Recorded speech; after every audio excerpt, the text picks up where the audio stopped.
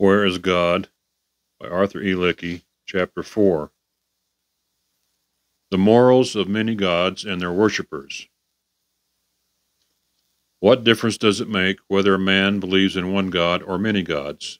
The answer, I believe, will be clear. How do these many gods behave? Are they pure and holy, or low and base? Are they kind and benevolent, or cruel and evil? Do they hold a principle, or are they fickle and changeable? In general, it may be said that the many gods are but a magnification of human beings. Great deeds may be followed by atrocious acts. They conduct themselves like human beings, except on an extended scale. They do things that human beings do or may only be tempted to do or imagine that they might do. A glance at the Greek gods. Since we have been discussing the experience of the Apostle Paul at Athens, suppose we take a look at the conduct of the Greek gods as recorded in their mythology. Let us begin with Cronus, god of agriculture, who is said to have ruled in the golden age of paradise, when innocent man lived on the fruits of the ground untilled. This god is sometimes confused with Kronos, the Greek god of time. Kronos is the son of Uranus, and with a curved sword given to him by his mother, he destroyed the generative powers of his father and usurped his authority. Then, when his wife, Rhea, mother of the gods, began bearing him children, his father and mother told him that his own child would overthrow him as he had overthrown his father. So it would be like father, like son. Whereupon he swallowed his first 5 children as soon as they were born. His wife felt that something must be done, so she said to have hid her next baby in a cave in the island of Crete, and by some form of female trickery fooled her husband into swallowing a stone instead of the baby boy, the one destined to become the greatest of the gods, Zeus, father of gods and men, according to Greek mythology, of course. This Zeus, as soon as he grew up, said to his father Cronus, "Disgorge those brothers of mine whom you have swallowed," and Cronus obliged. Zeus rebelled and was victorious, imprisoning his father in Tartarus, a place supposed to be as far below Hades as the earth is below heaven. Thus Zeus took over, as the story goes. Zeus was the super god of the elements, the rain, the wind, thunder, and lightning. The thunderbolt was his sign, and the rainbow his messenger. In early times, this chief of the gods, Mount Olympus, received human sacrifices. Later, he became god over many phases of life.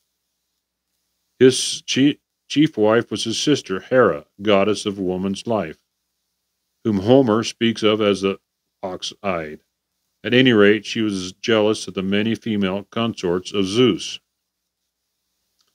The political consort of Zeus was his own daughter, Athena, goddess of the Greek genius. The city of Athens, where Paul preached, was named after her. Before her birth, Zeus was warned that his child might dethrone him, so he politely swallowed her mother. Whereupon, Hephaestus, one of Hera's children, split the skull of Zeus with a hatchet, and Athena sprang forth fully armed. We suppose that Zeus thought it was wise to give her prominence for his own safety. Thus do we see that the Greek gods and goddesses were far from being proper examples of those who worshipped them. They were guilty of deceit, cowardice, cannibalism, child-killing, parent murder, incest, and beastly love. They well match the juvenile Krishna god of India, Govinda, who carried on his lustful armors of the wives of the cowherds of Vrindavana, or the Hindu goddess Kali, specially worshipped on the darkest night in the certain month, as a naked black woman with 4 arms, wearing a garland of giant heads of her prey, a necklace of skulls, and having great mouth with protruding tongue, and doing a dance on the chest of her husband. Worshippers slaughter goats, sheep, and buffaloes as sacrifices to her. The morals of worshippers of many gods. The Bible sets forth in interference a vital point. It insists that there is a connection between belief in many gods and images of gods and man's moral life.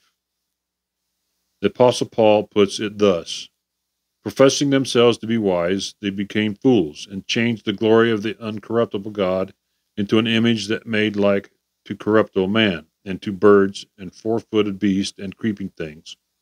Wherefore God also gave them up to uncleanness through the lust of their own hearts, unto vile affections, being filled with all unrighteousness. Romans 1:22-29. Little wonder then that the ancient Greeks considered it no disgrace to steal. It was only a disgrace to be caught. Boasting of their learning and refinement, they increased in corruption, and became more content with the vagaries and mysteries of their idolatry. Little wonder that the ancient Hebrews, when forsaking the worship of Jehovah, the one God, found themselves, women and all, following the vile practice of the worship of other gods. To the prophet Ezekiel, God said, after showing him in a vision the idolatry of Israel, "Turn thee yet again, and thou shalt see greater abominations that they do." Then he brought me to the door of the gate of the Lord's house, which was toward the north, and behold, there sat women weeping for Tammuz. Ezekiel 8:13-14.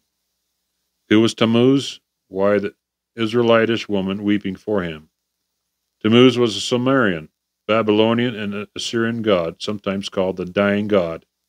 Her sister Ishtar became his wife or consort, and was the Babylonian Assyrian goddess of love and war.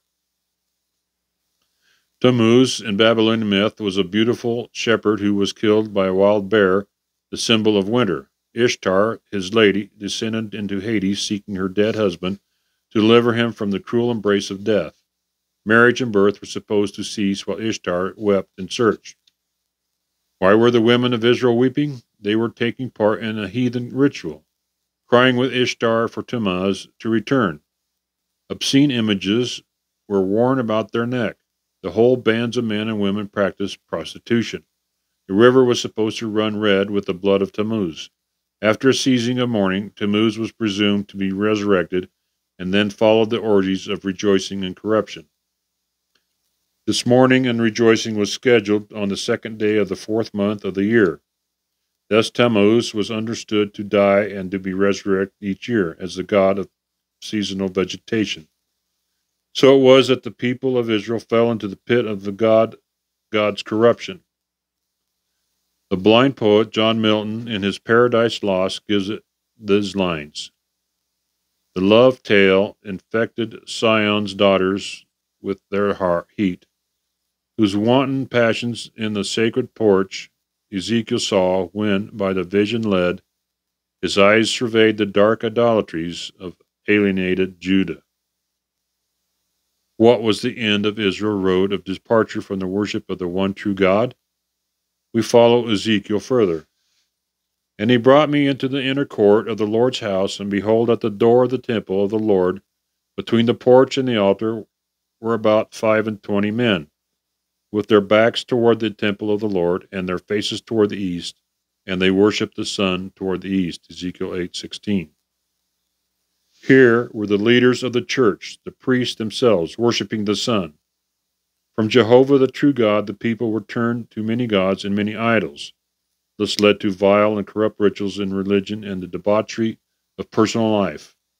They finally wound up with worship of the sun, worship of nature instead of nature's God.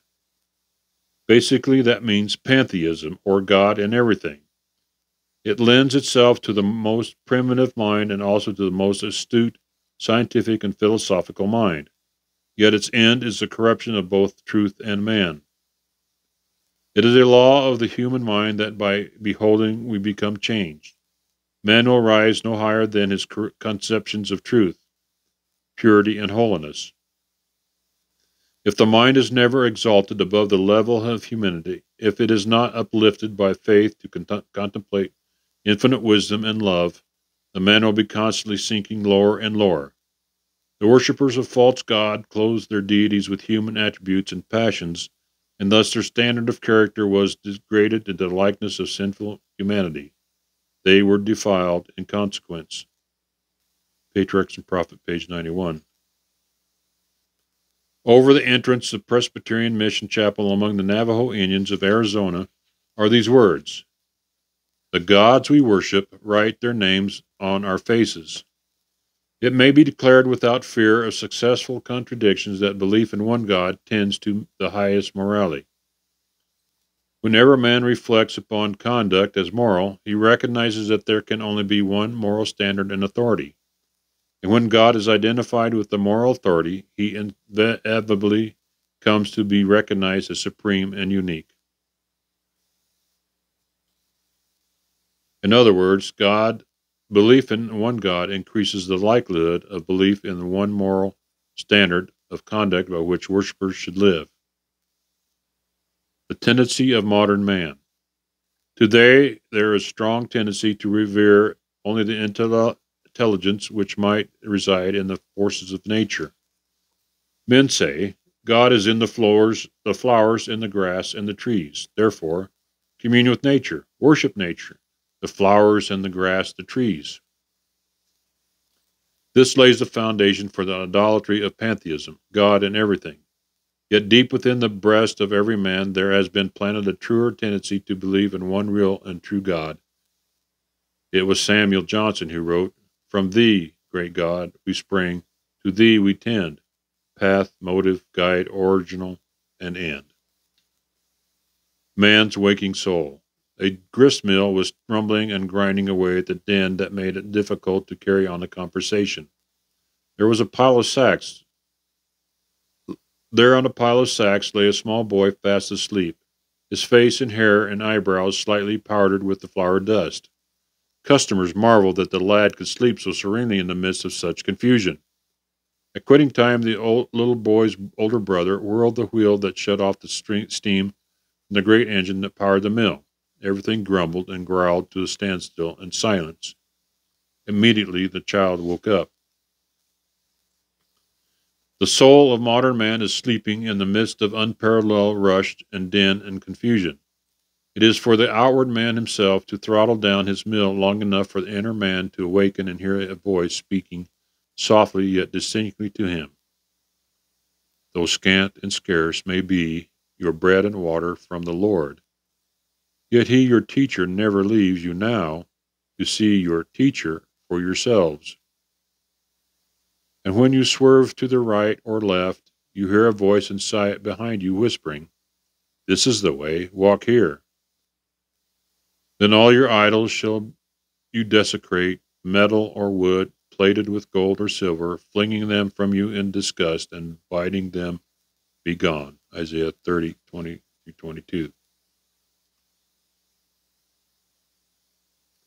Whatsoever one may substitute in the place of God or for the will of God, the thing to him becomes an idol. It is possible, therefore, for one to worship literally hundreds of idols and yet pass for a modern, intelligent, and even a religious person. Son of man, these men have set up their idols in their heart and put the stumbling block of their iniquity before their face. Ezekiel 14:3. No outward shrine may be visible.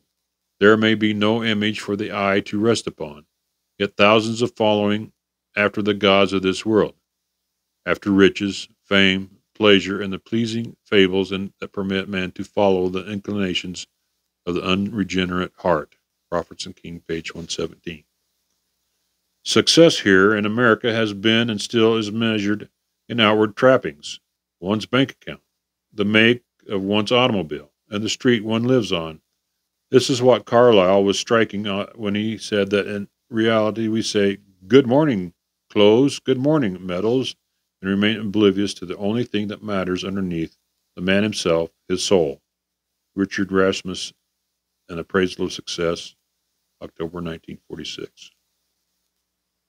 On the other hand, it is also the privilege of each and every person in this innermost soul to refuse to bow down to graven images in religion, in business, and to every phase of modern life, and to make God first and last and best in everything. Seek ye first the kingdom of God and his righteousness, and all these things shall be added unto you. Matthew 6:33.